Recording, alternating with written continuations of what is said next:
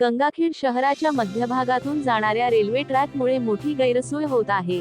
तहसील जवळील गेट सतत बंद राहण्याने वाहतुकीचा खोळंबा असून या ठिकाणी आता उड्डाणपूल प्रस्तावित केला जात आहे। या उड्डाणपुलावरील जवळपास 200 ते 250 कोटी रुपयांचा खर्च अपेक्षित आहे।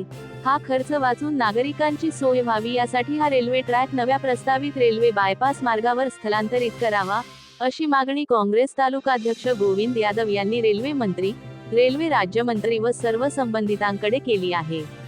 या संदर्भाने काँग्रेस तालुकाध्यक्ष गोविंद यादव यांनी रेल्वेच्या नांदेड विभागीय व्यवस्थापक DRM नीती सरकार यांची प्रत्यक्ष भेट घेतली। गंगाखेड शहरातील जो सध्या अस्तित्वात असलेला जो रेल्वे मार्ग आहे, हा रेल्वे मार्ग कायमचा बंद करून या रेल्वे मार्गाला नवीन प्रस्तावित बायपास रस्त्यावरून वळवावं, अशी मागणी आज तालुका काँग्रेस कमिटीच्या वतीनं आम्ही DRM नांदेड यांच्याकडे केली आहे।